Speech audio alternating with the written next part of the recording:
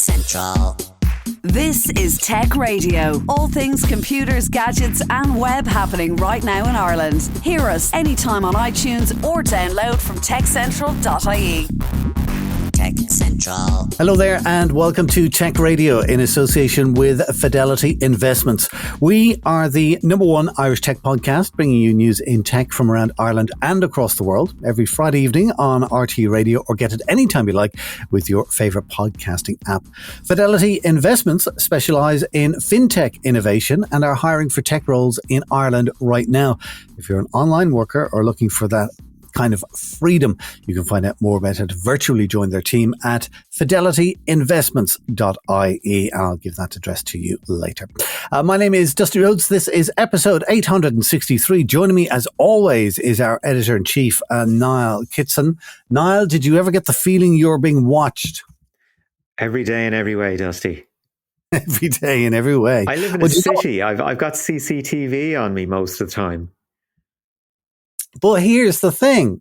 If the CCTV is looking at you, and let's imagine that there's police at the other end of the CCTV, all right? You would hope that they don't know who you are walking down the street. This is sort of the thing. You would kind of hope that they would know who you are if you go missing. Oh, goodness, no. Or, in the event that, you're just going about your business, then you would hope that they don't know who you are.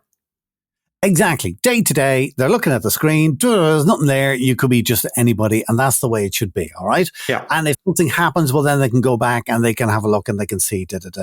There was a really, really disturbing story coming out of the States at the moment about a company called Clearview AI. Okay. And essentially, kind of what has happened is it's an Australian guy, right, who moved to the States, and he just wants to make money, all right? And he's tried a couple of things. He tried modeling. He tried something else. What he tried making an app where people could put Donald Trump's yellow hair wig on pictures of their friends. This kind of rubbish, right? Right, okay. High-level stuff. High-level stuff, right? So he just wants to make money. The thing he's involved in now is Clearview.ai, and this is what his website does. It goes to Facebook, it goes to Instagram, it goes to LinkedIn, it goes to any social website where you would have a profile and a picture of yourself with your name underneath it. Mm-hmm. Then he downloads that picture and your name and whatever other details you have there, and then he puts it into a database.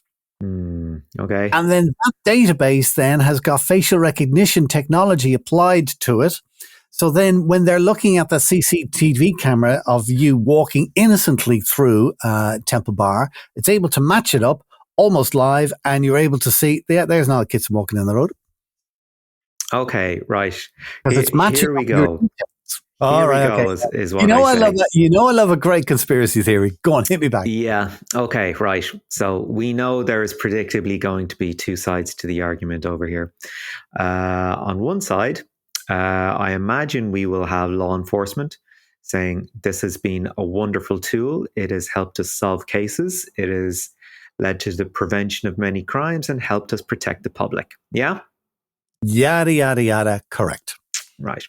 And on the other side, you have millions, hundreds of millions, potentially billions of people for whom it has no relevance other than for profiling where you live, what you do, where you're going on your holidays, what you look like.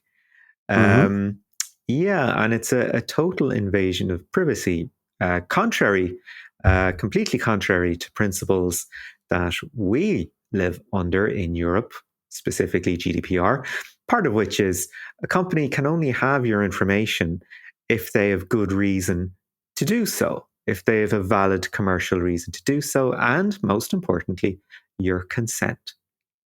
So this guy has gone around, scraped the internet for as much personal data. Now, when I say as much personal, okay, I mean, a picture and a name is often enough to get you started on when it comes to identity theft. So, he takes enough information to get started in identity theft, if even that much is needed. And he is selling that, for want of a better word, expertise onto law enforcement. And as you say, this is something that the big tech giants that would sell their grandmothers if they weren't so young that they don't have any, that even they have pulled away from it. Exactly. I mean, we had Jeff Bezos, all right, the richest man in the world, for a reason. As you say, he would sell his grandmother probably. I must look it up on Amazon to see if she's there. Old Mrs. Bezos. I'll tell you, he pulled back from it because they have their own facial recognition technology going on. And they said, no, we're not going to sell this. Google have pulled back from it as well. It's like, but this guy, this is what I think is dangerous, right? Because this guy doesn't adhere to the rules. He is scraping those websites without permission, and he's getting faces and names. He has part of his pitch is that he'll say, look how many photos that law enforcement have access to, and it's like a tiny amount. And then look at how many the FBI have access to, and it's kind of like, slightly larger than a small amount. And then he goes, and look how many we have, 3 billion. And it's like, woof, through the roof. Yeah. Because that's what he's done. And if that's what he's done, and he's scraped it, and he's flogging it to law enforcement, he's not only flogging it to law enforcement, he's saying literally, he is giving it to police officers to be able to use outside of law enforcement. Super dodgy. Super dodgy. And he's saying to them, you try and convince your superiors to use this for 30 days. And if they like it, well, then they can buy it. That's what he's doing. Now, if he's doing all that, he ain't going to stop at law enforcement. He's also going to sell it to, well, whoever. This is kind of the startup mentality thing, and I'm not using this in a pejorative sense. I don't want to go startups. No, a startup comes to a problem with the idea of how can we solve it, right? And they don't think about the ethical consequences of their solution. Right? So imagine yourself, you're a startup going, do you know what? Law enforcement really have an issue with facial recognition, whether it's, accuracy or finding people or whatever. I can provide a solution to this. Here you go. Never mind the fact that the data is obtained in a very unethical fashion without the consent of the individual. The business owner presents a solution. Never mind the ethics of its formulation. Yeah, well, you see, I'm going to disagree with you there, because you are absolutely correct when you say a startup finds a problem and then they come up with a solution. All right. However, in this case, the problem is that the kid behind this had no money.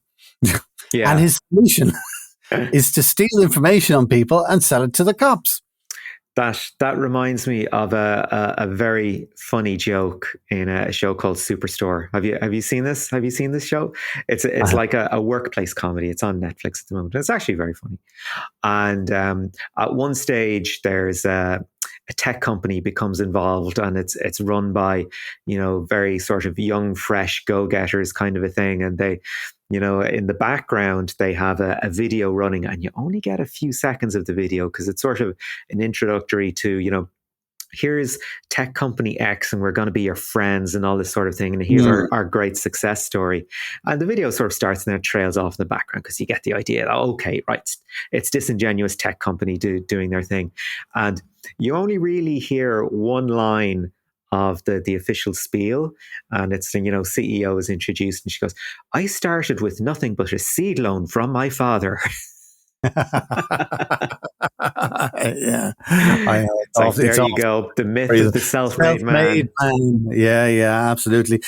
So anyway, yeah, that's very, very, very dodgy. But if you're into conspiracy theories or privacy issues and stuff like that, just do some Google searches on Clearview.ai. I mean, you'll see the website, but you also pull up some very interesting stories about the people behind it and the people who are backing it. One of them is a former aide to Donald Trump's lawyer, Rudolph Giuliani. Well, and we all know solid vote of confidence right there. Yeah.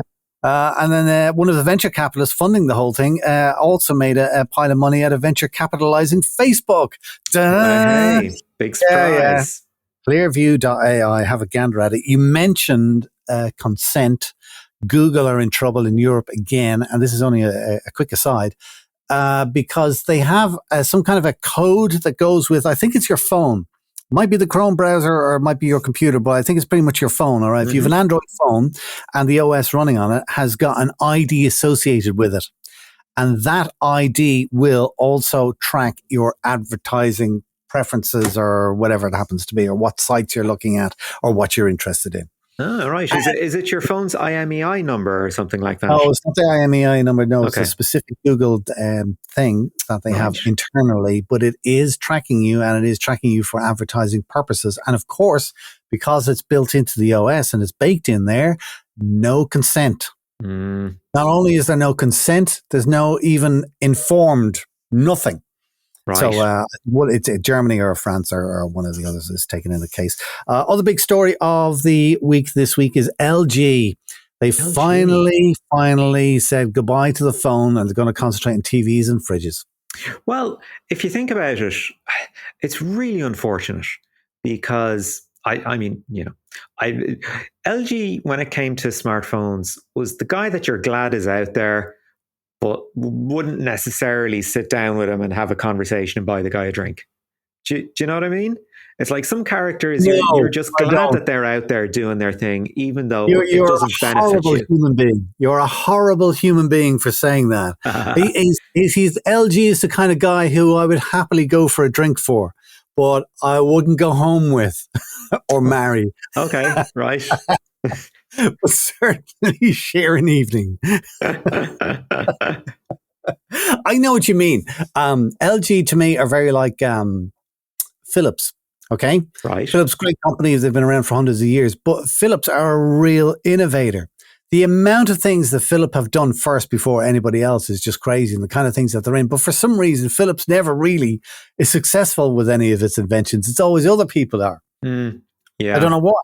And LG, I think, are the same because they've done some amazing phones in their time. But the one that springs to mind is the LG Prada, which at the time was kind of, it was all very, very fancy, and of course tied in with the Prada brand. But what made a difference was it had a touch screen. Now, this is before the iPhone came out. Yeah. So LG were doing that, and it was going, you're crazy. Except Steve Jobs, who was going, ooh, I'll have that. Good idea. Ditch the wheel. We're going all screen. That kind of stuff. And I thought, like, the LG Wing was the most recent example of phone I can think of with them. And that's the one where the phone would flip, the top half of the phone as you're holding it in your hand would flip 90 degrees. So it would look like you had the shape of a letter T in your hand. Yeah. And the top bar was all screen. And then you had a keyboard underneath that then. And again, like looking at it, you kind of go, that's kind of neat. And I possibly could see a use for that maybe 5 years ago. But it's an interesting idea. And it's the fact that LG were out there just throwing some interesting ideas into the world. That's what I'm going to miss about. Yeah, I think so. They were losing money on phones for a long time. I think it was the last 5 years they've not been successful in the smartphone market. But I mean, you see other very large players not stick it out nearly that long. I mean, Panasonic got into the smartphone market and decided very quickly that it just wasn't a space for them, that they'd pull out from it. And fair play to LG giving it socks with design. I mean, the Prada and the Wing were great ideas, and I think we are going to see. I think maybe not the idea of dual screen phones is going to have its time. It's coming, right? Yeah. Even if it's just a niche in the market, it's coming.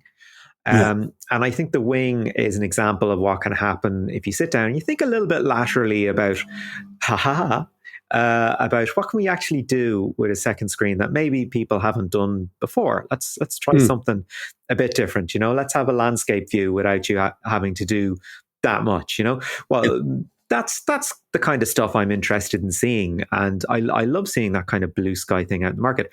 And you remember at CES they had this sort of the garage screen as well. Do you remember? I think you might have even explained it to me. It was sort of it was a roll up screen. Do you remember? It was like you pulled it and it was transparent and. A garage screen is in like a garage door would roll exactly. down. Yeah. That's yeah, you're the only person that I have heard compare an $80,000 amazing, huge smart screen TV to a garage door. Well, there you go. I worry about you now. I say what I see. Oh, what can you say? I say what I see. But this is the sort of innovation that I like seeing out of a company, and I like seeing companies that take risks that, aren't Apple. And aren't Samsung. I mean, LG it's a strong brand, and it's okay. Reverting back to white goods, household appliances, and televisions is fairly safe territory for them, and fair enough. I mean, their televisions are excellent. I mean, LG will be fine. LG will be fine. No doubt. It's just a shame that they're pulling away from this particular market space. One company who is getting back into the smartphone space is Sony. Now, Sony is an interesting case. Sony is interesting because they've always bobbled along. And I actually had the opportunity years ago to talk to a guy who was one of the heads of Sony in Ireland, sort of previous. And I asked him straight out, I said, look, Sony, excellent brand, excellent hardware. I mean, in the 80s, it was the default brand of quality. Sony is to the 80s what Apple is to the everything from the teens onwards. Had a very solid, devoted base. They could charge a premium for things and had excellent products. I said, like, what happened? Like, because Sony is regarded as kind of a dry brand now. Do people get excited about Sony anymore? I don't think so. And he said, we over diversified. We oversaturated the market with our brand. And it just meant that it became that much harder to make our brand sort of just create buzz around it, because it was the next Sony thing and you knew it was going to be X good. And I think they've struggled with that ever since. Well, they are coming out with a new Xperia device. The rumor is it's going to have the big screens, the 6.5 inches, the 4K OLED. Interestingly, Sony were always very good with their cameras and the CyberShot cameras. Mm-hmm. So I'm expecting one of those in there. And I'm also going to look out for the headphone jack. Because I think Sony will be just rock solid. It works, The launch is on next Wednesday, 14th of April. No doubt it will be streamed on YouTube. And of course, we keep you up to date on our website with that. But for now, Niall, thank you for the news and chatting about what's going on at the moment.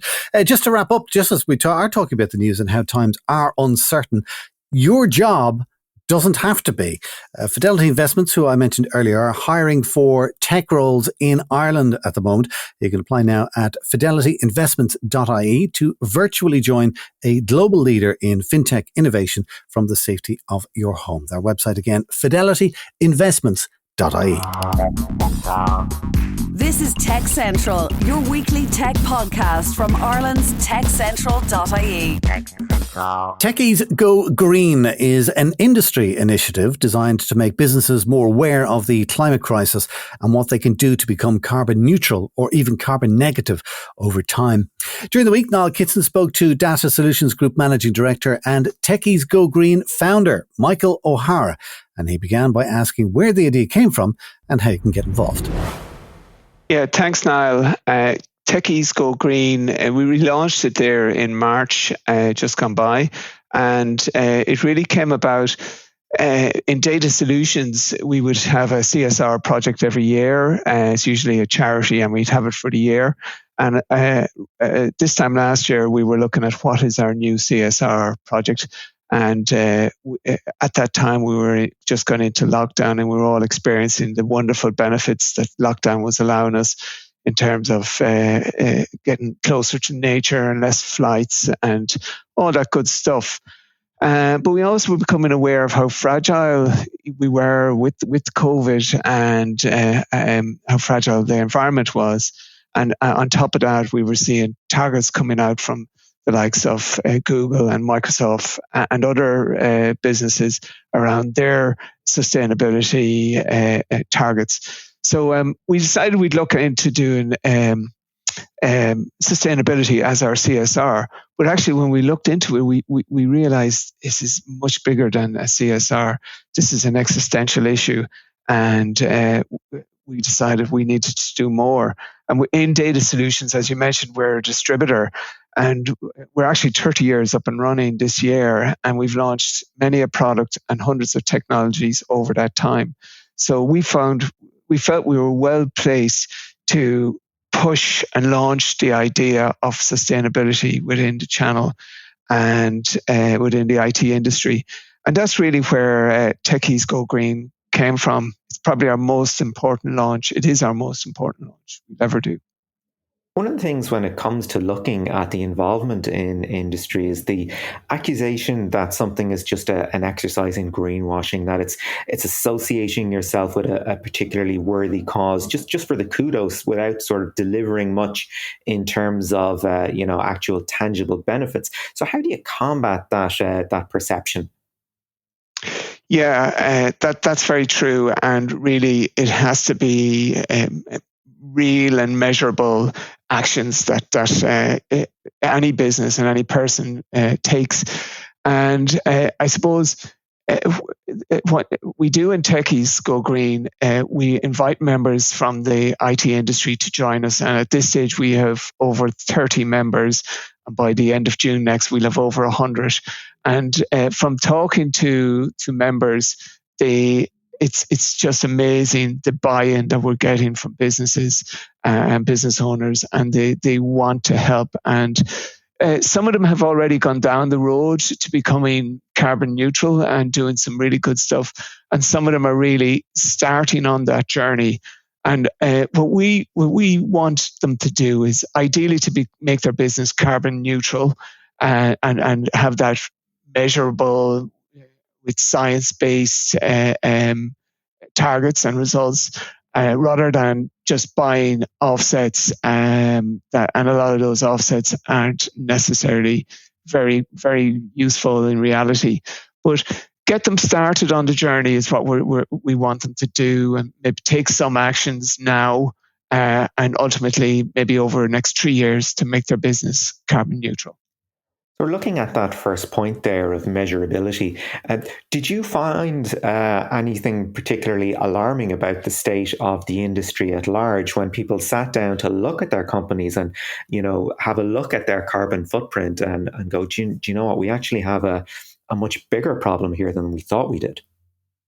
Well, the first thing I'd say, Niall, is that actually when you start to look, and I want to do something sustainable, and you start to look at what you can do, there is just a wall of information out there. And I actually think that's a bit of a deterrent, because you don't know where to start, and it puts you off a bit. So we engaged a sustainability consultant in data solutions on our journey to be carbon neutral. And we soon came to the decision that the first thing you need to do is to measure your own carbon footprint. And when you do that, you actually can see the various areas within your business that you're burning carbon. And then you can actually tackle each one individually and say, get on that journey. Part of an awful lot of companies and advocates within companies look for is trying to convince sort of people at the management level that something is a really good idea, to which the answer invariably comes back is show me the money. So I suppose, where does one start in that journey of convincing one's manager or one's peers that something is important, but using fairly, I guess, what you call low-hanging fruit or low to no cost measures? Yeah, okay, a couple of points on that. And I'd say, first of all, this is an existential issue, and we have 10 short years to really make a difference here. And people need to understand that. And there's no point in maximizing salaries or maximizing business profits if we end up with a planet that none of us can live in. And then, I suppose looking at quick wins. A very simple and quick win that a business can do is to move, if they haven't already done so, to recognized renewable electricity provider rather than your traditional electricity provider who isn't guaranteeing green electricity. And then I think you build awareness. Maybe you turn off heating earlier in the evening, or turn it down a degree. And just start thinking in those in that mindset, and they all can make a difference. That idea of sort of procurement of choosing one service providers, have you found that companies are becoming more receptive to the idea of, let's not go for price, let's look at where our electricity is actually coming from, let's start looking at what's happening at the back end, is the company bloated, what technologies are using, etc.? Yeah, actually on the electricity front, the renewable electricity and the cost of it has come down so much in the last 4 or 5 years that actually going for a renewable electricity provider, it can be cheaper than your, if you like, legacy provider. So I suppose then, once you're looking beyond sort of the companies that you're working with, maybe you look at your own processes as well, as you were alluding to there, turning off the heating that little bit earlier. But you've also got business processes like getting people out on the road, getting people out to meetings. And COVID, as you alluded to earlier, has been a pretty interesting moment for looking at these things. When all of this is over and we have, a new normal, how do you see your sales teams, for example, back working? Do you think they'll be working on the road as a matter of process, or do you think you'll be reevaluating and going, do you know what, Zoom is actually a pretty good, viable long-term solution? I think absolutely, Niall, and we're now well over a year into the pandemic and into our third lockdown here, and we've all got used to having to work from home, and technology has been a bit of a hero there in helping businesses to allow people to work from home successfully, and it has been successful, and I think it takes, to say, about 3 weeks to create a new habit. So we've had over a year of it, and it has proved successful. And there's a lot to be said from working from home, and the lack of commute, and the home comforts. But I do believe there's a need to meet up in the office for serendipity, for mental health reasons, and for various meetings that work better when you meet up in person. So I think certainly the technology allows for home working, and it works. So I think it will be a hybrid approach, maybe 2-3 days in the office and the rest working from home. So if somebody wants to get involved in Techies Go Green, how do they do it? Yeah, quite simply, if they go to techiesgogreen.com, and there's a link there to join or contact us in Data Solutions, and we'd be delighted to talk to them. And that was Niall Kitson chatting with Michael O'Hara, the founder of Techies Go Green and also the managing director of the Data Solutions Group. That's it for our show for this week. Do remember, you can get the lowdown on all things tech in Ireland with hourly updates, daily newsletters and more at our website, which is techcentral.ie. And of course, you can listen to us each week online or Fridays with RTE Radio 1 Extra. Until next time, from myself, Dusty Rhodes, and from Niall Kitson, thanks for listening and have a great weekend. Get Tech Radio. Subscribe for free with iTunes or download on demand at techcentral.ie. Tech Radio is produced by digitalaudioproductions.com. Tech Central.